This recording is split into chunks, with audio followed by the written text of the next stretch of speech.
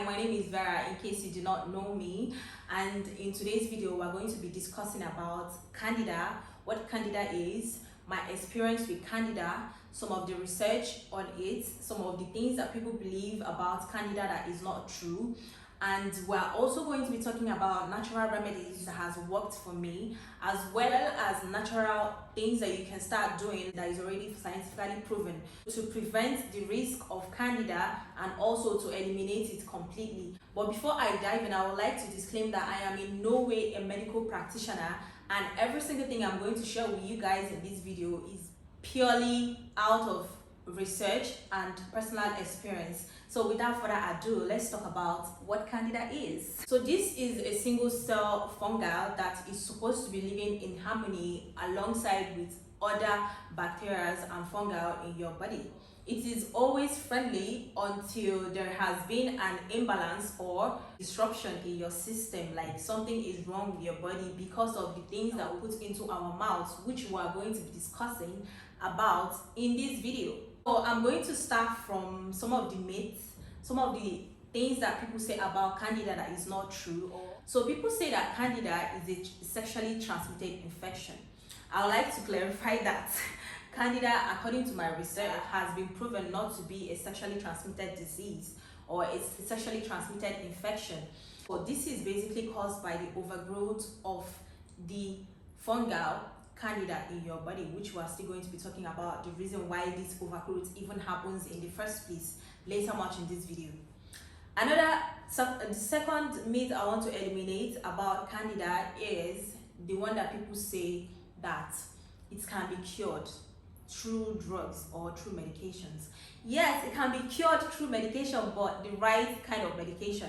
Before you before you attack me, yes, I know that they give you guys, or they have given you, or you probably must have taken some sort of medicine that has been given to you by the doctor or at the hospital, but I am here telling you that it has been proven that no matter any kind of medication you take, it is only going to eliminate it 70%, which is why women with candida has a recurring infection about candida, or some people think it cannot even be eliminated completely. You can only control it and continue taking some medications, but I am here to tell you that that is a lie, that it can be totally cured through the right diet and also through the right herbs.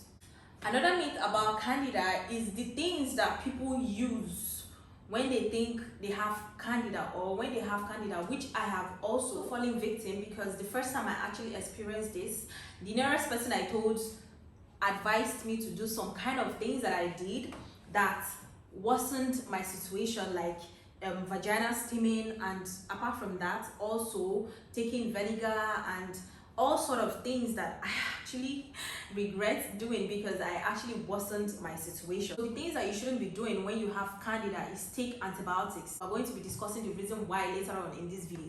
Quickly, let's talk about antibiotics for a minute. So a quick story about antibiotics here.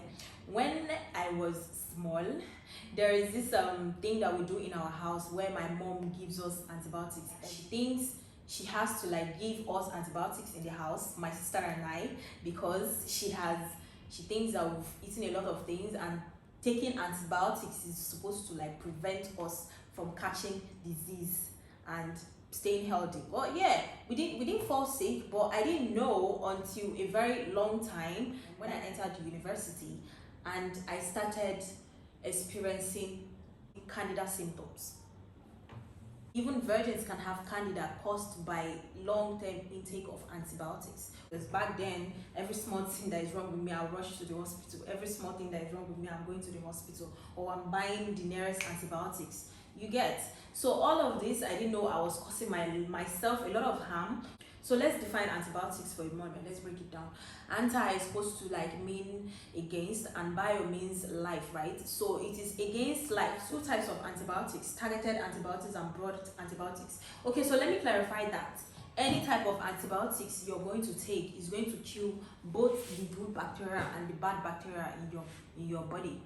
And sometimes it's not as if it's going to harm the bad bacteria more and leave the good ones, and it's not supposed to it can harm the bad bacteria more, or it can harm or it can harm the good bacteria more. You never know, right? Depending on how strong the antibiotics you take is.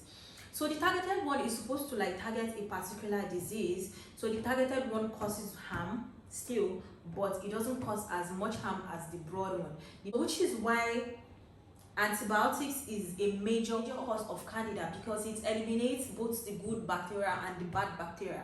And now many of us discovering that we have this infection, hearing the word infection, the first thing that we're going to think about is taking antibiotics, which is something that I've done. So I'm saying this to tell you that once you discover that you have candida infection, please, taking antibiotics is a no-no, because you're only causing more harm to yourself.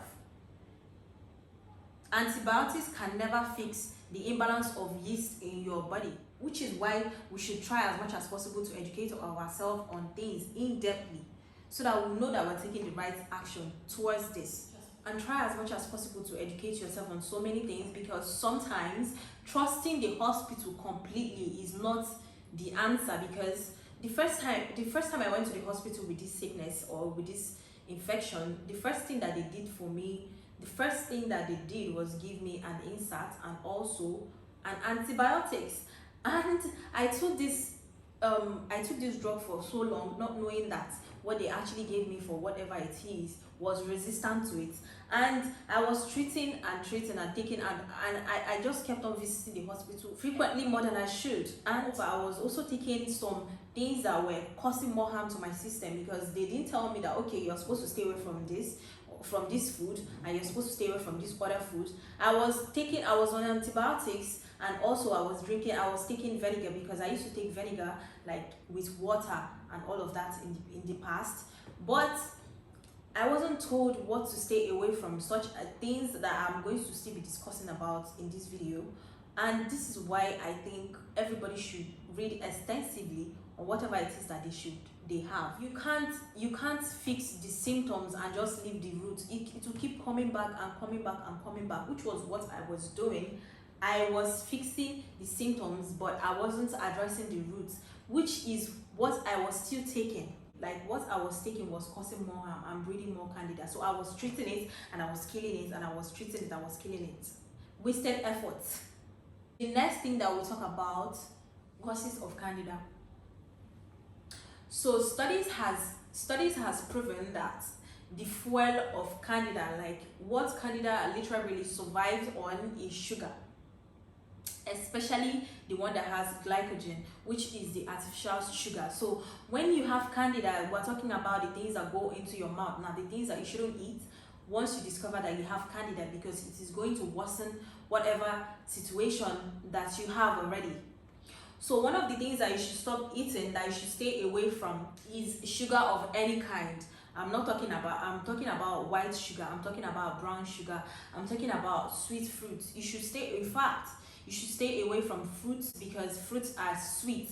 You are trying as much as possible to stop the infection in such a way that it reduces it. Yeah, you're trying as much as possible not to even have excess glycogen in your liver or whatever stored anywhere to give it any extra fuel to survive. So the first thing you're going to do is try as much as possible to starve the fungi, which is taking less intake of sugar. Processed food, drinks like alcohol, you want to stay away from alcohol, you want to stay away from vinegar, you want to stay away from milk of any kind. Most importantly,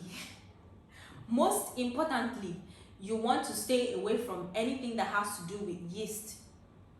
That is our bread, and some type of protein. So when I started my medication, when I started treating myself personally, I stayed away from meat too, because I know that we need protein to replenish our tissues and rebuild and all of that. But I suggest that you stay away from protein, which is something that I did, that is personal.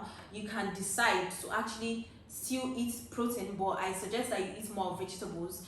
I suggest you stay away from protein, because when these animals are alive, they must have had some sort of sickness, and they must have been given some sort of drugs, and you want these drugs transferred into your system secondhand. So you want to like eliminate drugs and chemicals synthetic drugs as much as possible. So a personal advice from me is to stay away from protein too, if you can, for quicker recovery. And besides, you want to be helping your liver to have less things to digest, so that your system can have more strength to fight the bacteria, to fight the fungi. And you can replace your protein with healthy ones from plants. You can eat more of vegetables and herbs. I'm not saying you should not even eat protein at all. Like, I'm not saying you should not eat carbohydrates at all. But please make sure that the grains you're eating, the soup, like for example, if you're eating soup and gari, the soup should be more, like consume more of the soup than the gari, because you actually need protein for strength and for rebuilding of your tissue. But also, you do not want to eat these things in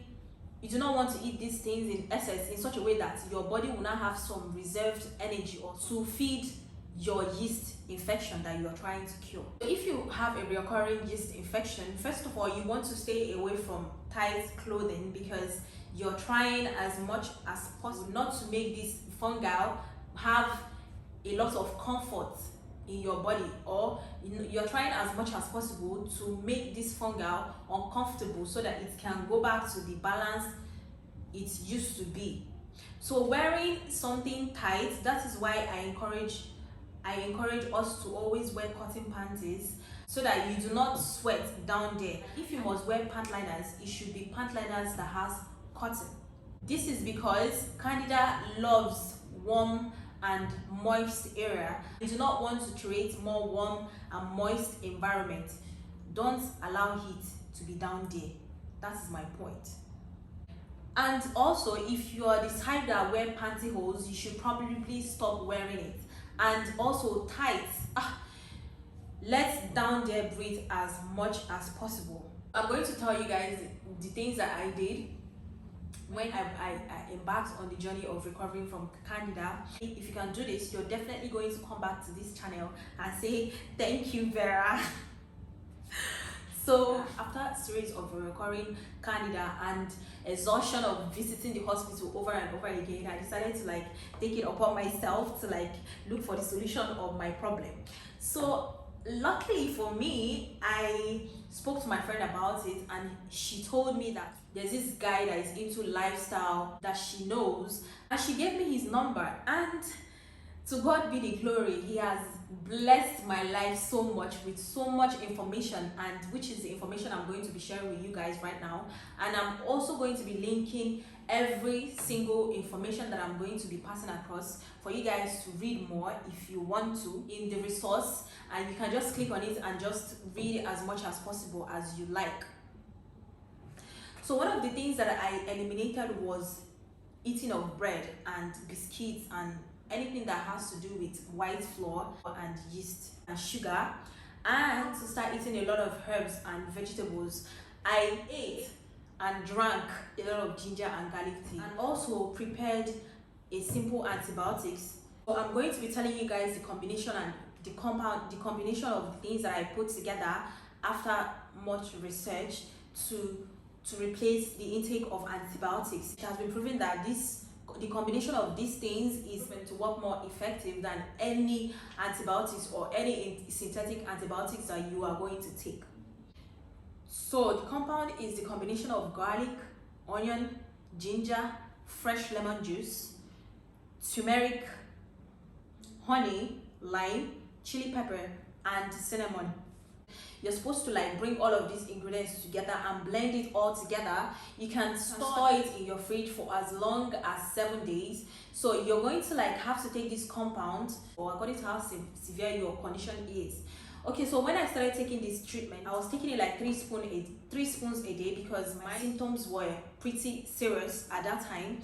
And then I gradually reduced it to twice, in the morning and at night before I go to bed, after meal. Also, I ate a lot of raw aloe vera. Yes, it's one of the most difficult things I ever did, and because I really wanted the results, I had to force myself to eat it. Is one of the most disgusting things that I've ever tasted. But once I trained my taste buds to actually accept it's one of the biggest and nicest things I've ever done for myself. which you guys can also research for yourselves for your own knowledge. Don't take my word for it. The candida of the mouth can actually be sexually transmitted. If the party's immune system is low, that is when you start seeing rashes on the penis or sores. Talking about my tips for antibiotics and why I think you should inculcate it in treating your candida is because garlic and ginger has been proven to work more effectively than any other synthetic antibiotics out there. It has antibacterial and antifungal properties. It's a win-win, and also the best part of it is that it does all of this without harming your cells or causing any form of imbalance. So you should definitely do this. And turmeric, because it has anti-inflammatory properties, so it is going to cause you less pain or reduce your pain for you. Either way, it is a win-win. And also honey. So honey is supposed to like make the bacteria or the fungi to get weak for whatever treatment it is that you're taking to be more effective. If you have never had it before, you want to monitor your system as much as possible because I am convinced that candida is the root of all other diseases and infections that we have, because the main havoc that candidiasis causes in the system is try as much as possible to cause your immune system to be low, and if your immune system is low, you're prone to all other types of diseases. For seeds and nuts, you can eat more of sunflower seeds and pumpkin seeds because it has healthy fat, it has healthy protein, as well as antioxidants that is going to help you combat candida.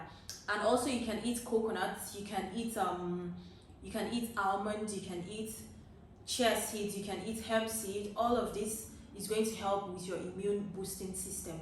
And if you can, try as much as possible to force yourself to drink aloe vera juice. It is a wonderful healing herb that is going to help you with the flushing of your system and also help to boost your immune. As much as possible, you also want to inculcate flax seeds to some of your dishes because it is also going to help with your condition. I hope today's video was helpful as much as I wanted it, and I hope I actually said every single thing that I needed to say and not watch this video later and realize that there was so much I missed to say. If you haven't given this video a thumbs up, please do, and please subscribe to my channel because it means a whole lot to me. And see you next time in my next video. Bye.